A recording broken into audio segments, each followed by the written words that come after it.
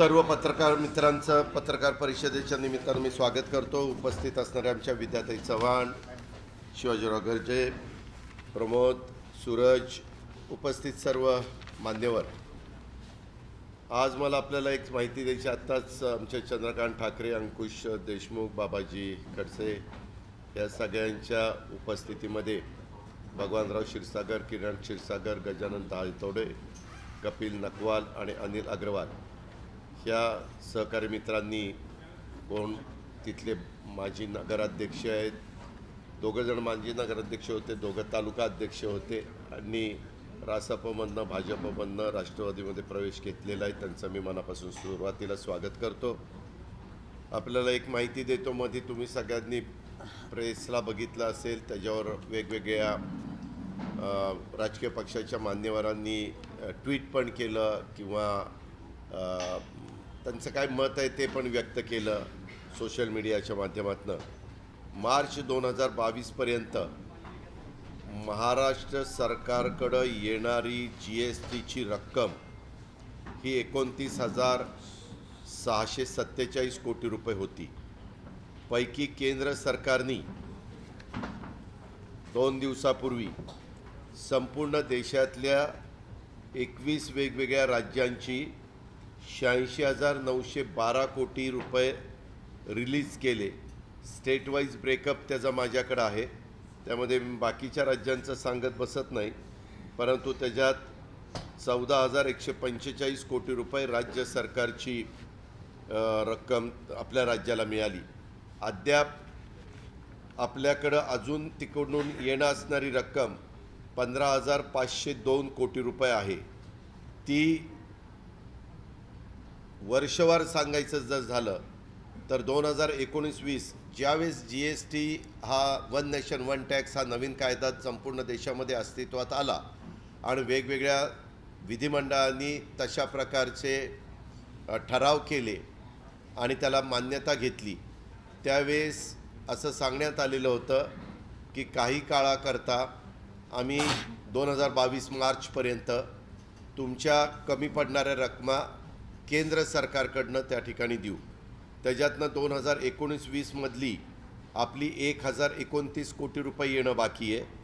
2020-21चं 6,470 कोटी रुपये बाकी आहे। 2021-22 मधले 8,003 कोटी रुपये बाकी आहेत।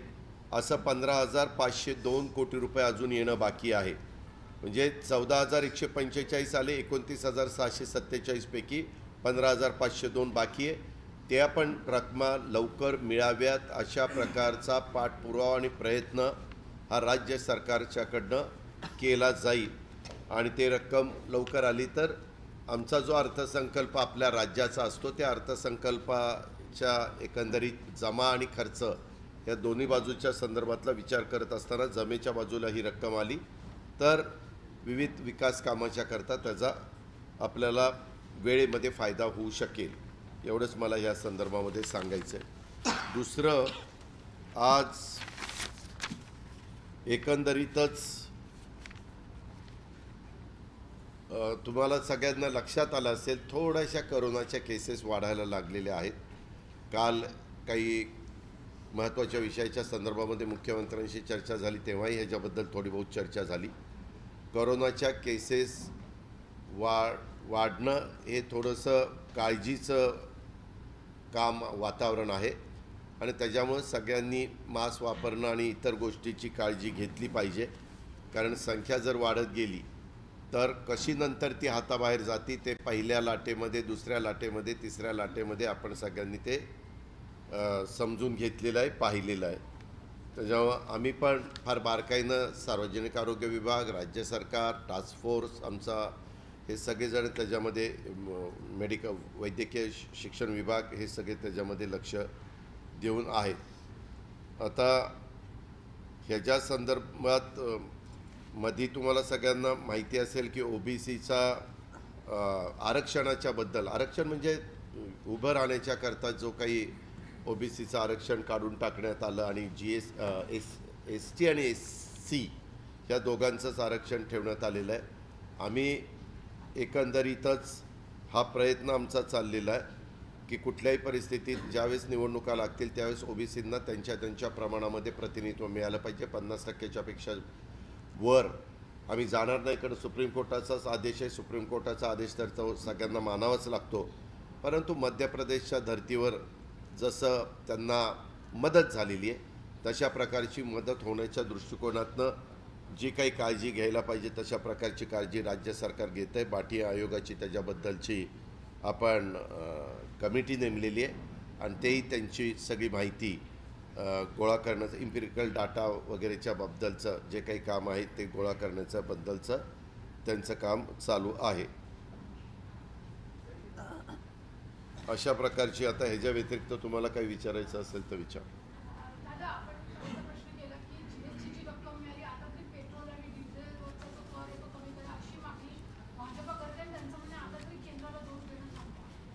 मला एक कळत नाही, तुम्ही पण का समजून घेत नाही? ही रक्कम काही आत्ताची नाही आहे. 2019-20, 20-21, 21-22 मधली रक्कम आहे. कुठल्या तरी रकमेचा काहीतरी अर्थार्थी संबंध कुठं दुसरीकडे लावायचा. आणि मी नेहमी तुम्हाला सांगतोय, पुण्याच्या पत्रकारांना, मुंबईच्या पत्रकारांना, सर्वांना सांगितलं की याबद्दल आम्हाला जेवढं काही शक्य होतं तेवढं पेट्रोल डिझेलच्या बाबतीमध्ये केंद्र सरकारने निर्णय घेतल्यावर राज्य सरकारने पण 2 रुपये काही पैसे आणि 1 रुपये 45 पैसे निर्णय घेतलेला. आणि त्यापेक्षा मोठा निर्णय आम्ही CNGच्या बद्दल, गॅसच्या बद्दलचा घेतलेला आहे. 13.5%चा ते 3%वर आणलेला आहे. असा सगळा मिळून 3,500 कोटी रुपये राज्य सरकारच्या तिजोरीमध्ये येणारा आपण ते नागरिकांनाच त्याच्यातनं फायदा व्हावा अशा प्रकारचा प्रयत्न आपण केलेला आहे. 1,000 कोटी रुपये त्याच्यामध्ये ह्याचे आहेत गॅसचे, म्हणजे 10.5% टॅक्स कमी केल्यामुळं, आणि हे 2 रुपये आणि 1 रुपये 45 पैसे पेट्रोल डिझेलचा, ते CNGचा म्हणजे गॅसचा CNGचा.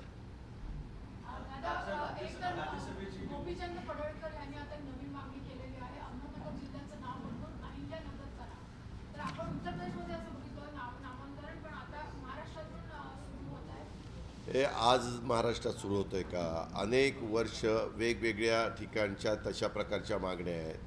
औरंगाबादच्या संदर्भातलं नामकरण करा म्हणून मागणी आहे. उस्मानाबादच्या संदर्भातलं नामकरण करा म्हणून मागणी आहे. प्रत्येकाला मागणी डेमोक्रेसीमध्ये करण्याचा अधिकार आहे. आता आम्ही नेहमीच सांगतो की ह्या जशा मागण्या करणाऱ्यांना महत्त्वाच्या वाटतात, त्या सगळ्या वंदनीय आदरणीय व्यक्ती आहेत, त्याच्याबद्दल दुमत असायचं कुणाचंच कारण नाही. पण मी नेहमी म्हणतो की बाबा, प्रश्न कुठले महत्त्वाचे आहेत हाही महत्त्वाचा आहे, परंतु त्याच्याचबरोबर इतर पण प्रश्न महत्त्वाचे आहेत. त्याही गोष्टीला आपण महत्त्व दिलं गेलं पाहिजे असं आमचं म्हणणं आहे. आता मध्ये तुम्ही महंतांचं बघितलं, महंत काहीतरी चर्चेला बसले, एकमेकाच्या वर, म्हणजे तुमचे हेच माईकच हे माईकचा बूम उचलून काल भुजबळ साहेबांनी त्याचं प्रात्यक्षिक दाखवलं, त्याच्यामुळे मी आज दाखवू इच्छित नाही. पण हे जे आहे त्याच्यातून काय आपण मिळवणार आहोत आणि काय लोकांना मेसेज देणार आहोत ह्याचा पण विचार सगळ्याच राजकीय पक्षाच्या लोकांनी केला पाहिजे, सर्वांनीच.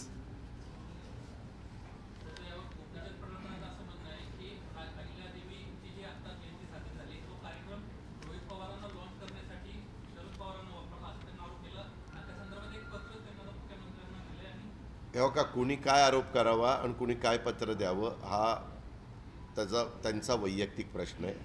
आपल्यालाही सगळ्यांना माहिती आहे, नेहमीच पुण्यश्लोक अहिल्यादेवी होळकरांच्या जयंतीच्या निमित्तानं वेगवेगळे मान्यवर जात असतात, तिथं अभिवादन करत असतात, दर्शन घेत असतात, कार्यक्रम होत असतात. हे आजही नाही, मागच्याही काळामध्ये देवेंद्र फडणवीसांचं सरकार असताना पण तशा पद्धतीचे कार्यक्रम होत होते. त्याच्या आधी पण अण्णासाहेब डांगे आणि इतर मान्यवर ते नेहमीच दर जयंतीला जातात.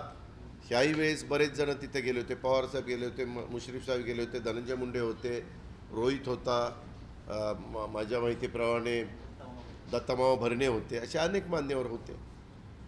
राज्यसभेची जागेबाबत महाविकास आघाडीची तयारी दिसते, परंतु दुसरीकडे काँग्रेसचे उमेदवार आहेत त्यावर फार प्रमाणात नाराजी व्यक्त केली जात आहे. आणि तिसरं म्हणजे जे 6 उमेदवार आहेत त्यामध्ये मोठ्या प्रमाणात घोडेबाजार होईल असं या ठिकाणी संकेत आहे. एक आहे भाजपचे 2 उमेदवार, काँग्रेस, राष्ट्रवादी काँग्रेस, शिवसेनेचा एक उमेदवार, असे 5 उमेदवार क्लिअर त्यांच्या स्वतःच्या चिन्हावर निवडून आलेले आम्ही लोक आमदार, आम्हाला तर दाखवूनच मतदान करावं लागतं. ह्याच्यात 5 उमेदवार क्लिअर निवडून येणार आहेत. आता 6व्या उमेदवाराच्या संदर्भामध्ये शिवसेनेनी पण उमेदवार उभा केलेला आहे आणि भाजपने पण उमेदवार उभा केलेला आहे. अंतिम चित्र 3 तारखेला 3 वाजता दिसेल की बाबा 7 अर्ज राहत आहेत का 6 अर्ज राहत आहेत. वेगवेगळ्या प्रकारची बरीच चर्चा तिथं चालू आहे. मागच्या वेळेस 2 वर्षापूर्वी, ह्या दर 2 वर्षांनी निवडणुका येतात. 2 वर्षापूर्वी निवडणुकीमध्ये त्यावेळेस भाजप 2, राष्ट्रवादी 2, शिवसेना 1 आणि काँग्रेस 1 असे 6 जण तिथं निवडून गेले होते. आमच्या इथं वंदना चव्हाण आणि फौजिया खान ह्या दोघीजणी, ह्याच दोघीजणी, ह्या दोघीजणी, नाही सॉरी, वंदना त्याच्या आधी होती, पवारसाहेब आणि फौजियाताई ह्या 2 निवडून गेलेल्या होत्या. आणि इतर उमेदवार कोण कोण निवडून गेले तुम्हाला सगळ्यांना माहिती आहे. आता त्यावेळेस पवारसाहेबांनी त्यांना सांगितलेलं होतं की पूर्ण शिवसेनेचा उमेदवार निवडून येण्याची मतं शिवसेनेकडं नाही आहेत, राष्ट्रवादीकडं पण नाही आहेत. त्याच्यामुळं ह्यावेळेस तुम्ही आम्हाला उमेदवारी निवडून, म्हणजे आम्हाला पाठिंबा द्या आणि पुढच्या वेळेस आम्ही तुम्हाला देतो. तशा पद्धतीनं आमची जी सरप्लसची मतं आहेत ती आम्ही शिवसेनेच्या उमेदवाराला देणार आहोत. आता एक झालं, आम्हाला जसं जे राजकीय पक्ष आहेत ज्यांचं रजिस्ट्रेशन झालेलं आहे त्यांच्या आमदारांना मतदान करताना तिथं त्यांचा जो पोलिंग एजंट आहे त्याला दाखवावं लागतं. तर तिथं तर काही घोडेबाजार होण्याचा प्रश्नच नाही, कारण दाखवायचं आहे. काँग्रेसचा जो एजंट असेल, काँग्रेसचे मतदान केल्यावर नंतर ते त्यांना दाखवणार. तीच गोष्ट शिवसेनेची, तीच गोष्ट भाजपची, तीच गोष्ट राष्ट्रवादीची. अपक्षांच्याबद्दलची जी माहिती घेतली त्यामध्ये अपक्ष मतदान दाखवू शकत नाही. मागे गुजरातमध्ये तसं घडलं, त्यांनी मतदान दाखवलं तर ते बाजूला ठेवलं, ते मत काउंटिंगमध्ये धरलं गेलं नाही. त्यामुळं आता ही चर्चा सुरू झालेली आहे किंवा कमी पडणारी मतं, 10-12 मतं ही शिवसेनेला पण लागत आहेत आणि 10-12 मतं ही भाजपला पण लागत आहेत. आणि आता मतं कुणाकडे आहेत तर हितेंद्र ठाकूरांच्याकडे 3 आहेत, अबू आझमींकडे 2 आहेत, 5 आमच्या बच्चू कडूकडे 2 आहेत, 7 त्याच्यानंतर तुमच्या MIMकडे 2 आहेत, 7 आणि 2 9, डाव्यांच्याकडे 1 आहे, 10, मनसेकडे 1 आहे, 11. आणि हे 10-11 जण स्वतंत्र आहेत. मग ते कोण? किशोर जोरगेवार असतील, रवी राणा असेल, रत्नाकर गुट्टे असतील, संजय मामा शिंदे असतील, देवेंद्र भुयार असेल, श्यामसुंदर शिंदे असतील, चंद्रकांत पाटील असतील, त्या जैन आपल्या गीता जैन असतील, आमच्या गावितताई असतील साक्रीच्या, परंतु त्याच्यात आशिष जयस्वाल असेल, भोंडेकर का कोण तो एक असेल, अग्रवाल एक आहे तो असेल, बालदी, राजा राऊत वगैरे वगैरे असे. आता काही जण शिवसेनेचे सहयोगी झाले असं त्यांनी लिहून दिलं आहे. काही जण आमच्याशी संबंधित आहे, काही जण स्वतंत्र विचाराचे बसले आहेत, काही जण भाजपशी सपोर्टर आहेत. असे ती सगळी चित्र आहे, ही वस्तुस्थिती आहे.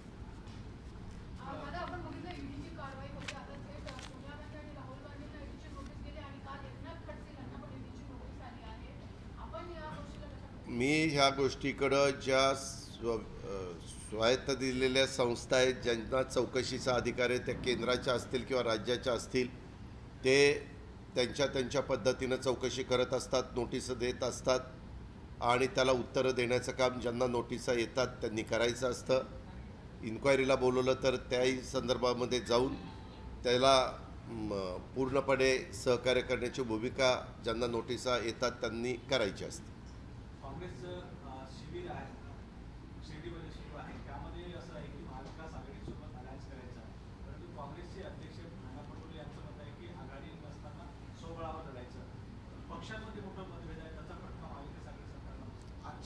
शिबिरामध्ये सुद्धा मला पुन्हा एकदा सांगितलं की स्थानिक स्वराज्य संस्थांच्या निवडणुका स्वबळावर काँग्रेस लढेल. प्रत्येकाला आपला आपला पक्ष वाढवण्याचा अधिकार आहे.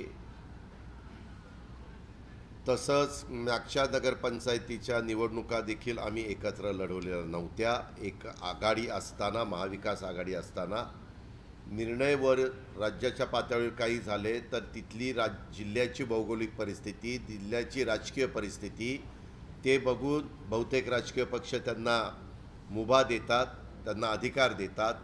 आता नानांचं तसं मत असू शकतं कारण ते त्यांच्या पक्षाचे अध्यक्ष आहेत. प्रत्येकाला स्वतःची मतं मांडण्याचा, सांगण्याचा अधिकार आहे. मुंबई महानगरपालिकेमध्ये बारघोषणा झाल्या आहेत. ओबीसी आरक्षण नंतर महिला आणि जे आरक्षण आहे त्यामध्ये काय बदल होईल असं? ओबीसी आरक्षणाच्या संदर्भामध्ये जर ते सक्सेस झालं तर SC STचं आरक्षण ऑलरेडी निघालं आहे. महिला, पुरुष, सर्वसाधारण आणि महिला कोण वॉर्ड राहणार आहेत ते निघाले.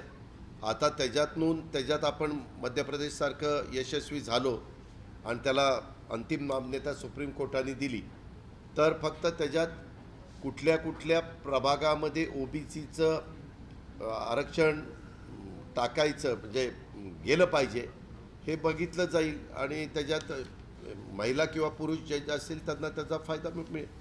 दादा, राज्यसभेच्या निवडणुकीसाठी आपले जे दोन उमेदवार आहेत नवाब मलिक आणि ते त्यांना मतदान करता यासाठी यासाठी राष्ट्रवादी त्या कामाला लागलेली आहे. आम्ही वकिलांच्या मार्फत न्यायालयामध्ये जाऊन त्यांना मत देण्याच्याकरता तुम्ही परवानगी द्यावी अशा प्रकारचं आम्ही प्रयत्न करणार आहोत. मागच्याही काळामध्ये अशा प्रकारे काही घटना घडलेल्या आहेत. त्यावेळेस त्यांना मतदानाच्या करता आलेलं आपल्याला आठवत असेल. मागं रमेश कदम आणि छगन भुजबळ साहेब देखील मतदानाला आलेले होते. निवडणूक कुठली होती आता मला लक्षात नाही, परंतु अशाच पद्धतीनं विधिमंडळामध्ये मतदानाला ते आलेले होते. प्रयत्न करणं आमचं काम आहे. तो प्रयत्न करण्याचा आम्ही कसोशीने त्या ठिकाणी कामाला लागलो.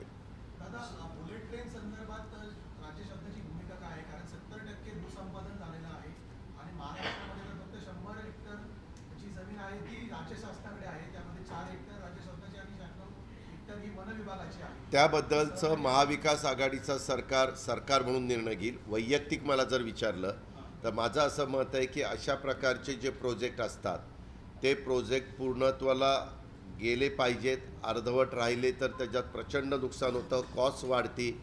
आता जवळपास सगळं काही झालं शेपूट राहिलं आहे तर त्याच्यामुळं सकारात्मक भूमिका घेतली गेली पाहिजे. अर्थात अंतिम निर्णय सरकार म्हणून मुख्यमंत्री महोदय घेतील. सर, श्रीकांत शिंदे यांनी नाराजी व्यक्त केली आहे की ज्याप्रमाणे महाविकास आघाडी समान कायदे अंतर्गत स्थापन झाली होती परंतु हवा तसा निधी साताराबाबत त्यांनी नाराजी व्यक्त केली आहे. हवा तसा निधी राष्ट्रवादी काँग्रेस पक्षाकडून खास करून आपल्याकडे त्यांनी नाराजी व्यक्त केली. ह्याच्यामध्ये प्रत्येकाला नाराजी व्यक्त करण्याचा अधिकार आहे. खरं तर अशा प्रकारच्या गोष्टी ज्यावेळेस आघाडी असते त्यावेळेस बाहेर सगळीकडे वक्तव्य करण्याच्या करता त्या आघाडीमधली जी एक कमिटी असते त्यांनी त्याच्याबद्दलचे चर्चा करायची असते. त्यांच्याकडे त्यांनी ह्या तक्रारी केल्या पाहिजेत. मग उद्याच्याला काँग्रेस पण तशा प्रकारची तक्रार करते, शिवसेनेचे पण मान्यवर तक्रार करतात, राष्ट्रवादीचे पण तक्रार करतात. आता 3 पक्ष एकत्र आल्यानंतर मागं 15 वर्ष सरकार चालवत असताना काँग्रेस आणि राष्ट्रवादी काँग्रेस ज्यावेळेस सरकार चालवत होतं तेव्हाही थोडंसं अशा पद्धतीची कधी ना कधी चर्चा ऐकायला मिळायची. भांड्याला भांडं लागतं, त्याच्यातनं लागू नये आणि लागलं तरी आवाज होऊ नये एवढी खबरदारी तिन्ही पक्षाच्या सर्वांनी घेतली पाहिजे.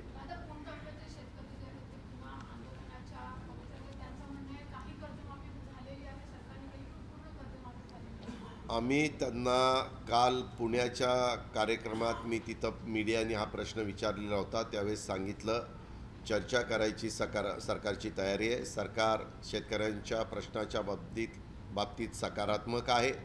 हे जे काही प्रश्न असतात त्याच्याबद्दल तुम्हालाही आठवत असेल पूर्वी 71,000 कोटी रुपये कर्जमाफी पवारसाहेब कृषी मंत्री असताना देश पातळीवर झाली. ती पण झाली असताना काही थोड्याशा काही तक्रारी राहिल्या. त्याच्यानंतर देवेंद्रजींचं सरकार होतं त्यावेळेस पण कर्जमाफी झाली, ती शिवाजी महाराजांच्या नावाने दिली होती, त्याही वेळेस काही तक्रारी राहिल्या. नंतर उद्धवजींचं सरकार आलं त्यावेळेस त्यांनी पण महात्मा फुलेंच्या नावाने कर्जमाफी दिली. ह्या गोष्टी आता काय नक्की घडलं आहे कागदपत्र बघितल्याशिवाय मी तुम्हाला सांगू शकत नाही, परंतु निर्णय होत असताना क्लिअर निर्णय होतात. कारण जर निर्णय घ्यायचा तर त्याचा शेतकऱ्याला फायदा व्हावा अशाच पद्धतीचा निर्णय घ्यावा लागतो. पण काही कागदपत्राची त्रुटी असेल तर मग ते अशा तक्रारी करतात. दादा आता एक शेवटचा प्रश्न. विधान परिषदेची निवडणूक देखील लागलेली आहे. साधारण महाविकास आघाडीचे किती उमेदवार असतील आणि राष्ट्रवादीमध्ये? महाविकास आघाडीचे 2 उमेदवार शिवसेनेचे असतीलच, 2 उमेदवार राष्ट्रवादीचे असतील, 2 उमेदवार काँग्रेसचा उभा करायचा त्यांचा प्रयत्न आहे.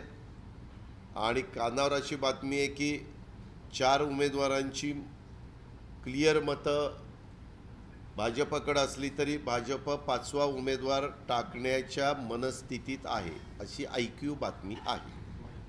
कोर्टीमध्ये जो कार्यक्रम झाला पवार साहेबांच्या उपस्थितीमध्ये, तिथे अनिल गोटेंनी एक वादग्रस्त वक्तव्य केले, ते आता चर्चेत आले. पायलीच्या 50 राजमाता पडलेल्या आहेत. काय?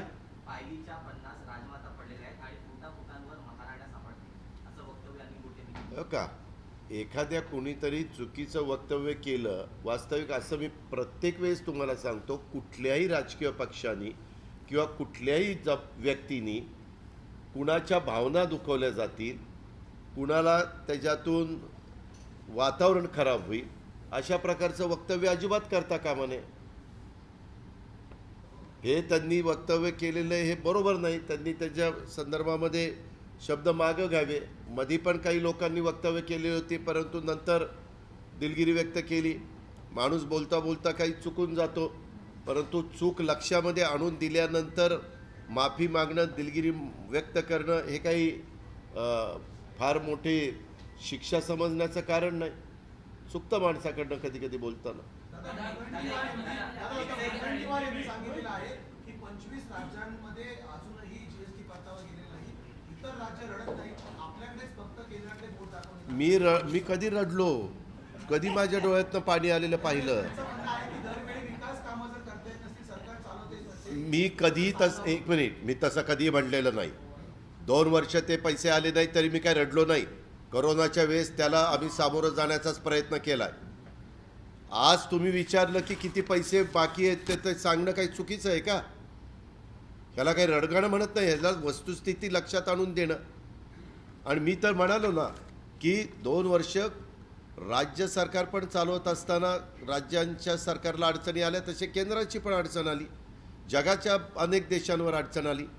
थोडंसं उत्पन्नावर परिणाम झाला आणि त्याच्यामुळं जो काही निधी कबूल केलेला होता तो देताना थोडं पुढं मागे झालं. त्याच्याबद्दल आम्ही कुठे टीका टिप्पणी केलीच नाही. सर, पेरणीचा वेळ आला आहे. शेतकऱ्यांना अनेक बँका अजूनही कर्ज देत नाही. जे कर्जमाफीचे आहेत त्यामध्ये काही त्रुटी- त्याबद्दलची बैठक मुख्यमंत्र्यांच्या अध्यक्षतेखाली 2 दिवसापूर्वी सह्याद्रीवर झाली. जवळपास बहुतेक सगळ्या महत्त्वाच्या बँकांचे प्रतिनिधी ते आले होते. बँक ऑफ महाराष्ट्राचे पण होते, नाबार्डचे पण होते, RBIचे पण होते आणि इतर ज्या काही बँका आहेत, MSC बँक आणि इतर सगळ्या बँका, त्याचे पण प्रतिनिधी होते. त्याच्यामध्ये साधक बाधक ह्या सगळ्या गोष्टीवर चर्चा झाली. आम्ही त्यांना उद्दिष्ट पण ठरवून दिलं, क्रॉप लोनचं उद्दिष्ट किती असावं, इतर वेगवेगळ्या प्रकारचं उद्दिष्ट किती असावं, आणि ते उद्दिष्ट ठरवून देऊन तिथं अंतिम निर्णय झाला. आणि तशा पद्धतीनं प्रेस नोट CM ऑफिसमधनं काढण्यात आली, ती पण आपण सगळ्यांनी दाखवली. त्याच्यामुळं तशी कुठली अडचण राहिलेली नाही. बऱ्याच बँकांनी खरीप पूर्व हंगामाची तयारी करण्याच्याकरता शेतकऱ्याला जे काही मदत लागते, पैसे लागतात, ते पण पैसे त्यांनी रिलीज त्या ठिकाणी केलेले आहेत. बिहारमध्ये जातीय जनगणना जातीय जनगणना पार पडणार आहे. मागील शरद पवारांनी देखील अशा पद्धतीचं भाषणामध्ये म्हटलं होतं की जातीय जनगणना व्हायला पाहिजे. मागणी आयोगाचं असं म्हणणं आहे की केवळ ओबीसीचा सर्वे करायला नको, इतर जातींचा देखील सर्वे करायला हवा. तरच या बाबतीमध्ये आता सध्या OBCचा प्रश्न आहे. त्याच्यामुळं ओबीसीच्या समाजातल्या व्यक्तींना प्रतिनिधित्व मिळालं पाहिजे निवडणुकीमध्ये. तो त्यांचा हक्क आहे, तो त्यांचा अधिकार आहे. त्या अधिकारापासून त्यांना वंचित ठेवणं उचित वाटत नाही आम्हाला. आम्ही त्याकरता शेवटच्या क्षणापर्यंत प्रयत्न चालू ठेवणार आहोत. नंबर 1. नंबर 2, हे सारखं जनगणना जातीवादी जातवार जनगणना ही जी काही चर्चा होते, एकदा सगळ्या देशाला त्या लोकांना कळू द्या देशातल्या, किंवा नक्की SC किती आहेत, ST किती आहेत, OBC किती आहेत, ओपन किती आहेत, अल्पसंख्याक किती आहेत. एकदा पूर्ण जातवार जनगणना झाली तर विषय कुठंतरी थांबेल. नाहीतर काही झालं तर जातवार जनगणना, कुणी म्हणायचं आमची इतकी लोकसंख्या आहे, कुणी म्हणायचं इतकी लोकसंख्या आहे. आता आपल्या महाराष्ट्राचीच लोकसंख्या साधारण आहे 12.5 कोटी असं आपण म्हणतो. परंतु तुम्ही वेगवेगळ्या समाजातल्या लोकांना विचारलं ना, जे जातीचं पुरस्कार करतात किंवा जातीवर अन्याय होऊ नये म्हणून भूमिका मांडतात किंवा त्याच्याकरता भांडतात, तर त्या सगळ्यांची बेरीज केली ना तर जवळपास 40 कोटी होती. कशाची? महाराष्ट्रामध्ये असणाऱ्या वेगवेगळ्या जातीची बेरीज ही 40 कोटी. पण आहे का 40 कोटी? नाही. आहेत किती? 12.5 ते 13 कोटी. तर ते एकदा कळेल ना. प्रत्येकजण आकडे फुगून सांगतं. तो त्यांना अधिकार आहे, मी त्याच्याबद्दल टीका करत नाही. पण एकदा ॲक्युरेट आकडे आले, कारण मागं देखील तसं केंद्र सरकारने प्रयत्न केला होता, परंतु त्याच्यात कित्येक लाख चुका झाल्या. आणि काही जण गेल्यानंतर ते सांगताना, उद्या तुमच्याकडे मी आलो, तुम्ही पहिले 5 जण बसलाय, तुमची जात कुठली? आता तुम्हीच सांगाल ती जात जर गृहीत धरली तर व्हॅलिडिटी सर्टिफिकेट आहे का? नाही. तुम्ही सांगताय त्याच्यावर विश्वास ठेवायचा. म्हणजे त्याच्यातनं पण प्रश्न निर्माण होणारच आहे. काही जणांना असं वाटतं की आम्ही भटक्यामध्ये मोडतो, ते म्हणतात आमची भटक्यामध्ये जाते. बरं, जाती किती आहेत? कित्येकशे कोटी जाती आहेत. कित्येकशे कोटी, चुकून शब्द वापरला, कित्येकशे जाती आहेत इतक्या कोटी लोकसंख्येमध्ये. त्यामुळं हे प्रत्येक वेळेस तेच आपण मुद्दे काढतो. अर्थात लोकांना ते समजलं पाहिजे, याबद्दल दुमत असायचं काही कारण नाही. कोविड काळामध्ये राज्य सरकारने निर्णय घेतला होता घरपोच मद्य विक्रीचा. तो निर्णय आपण मागे घेतलाय. घरपोच आता कोविड गेलेलं आहे, त्याच्यावर सध्या तो निर्णय मागे घेतला तर काय अडचण काय? आपण सूचना केल्या. हो, त्याच्या संदर्भातल्या माझ्या माहितीप्रमाणे सूचना काढलेल्या आहेत. लाल मातीतली कुस्ती म्हणजे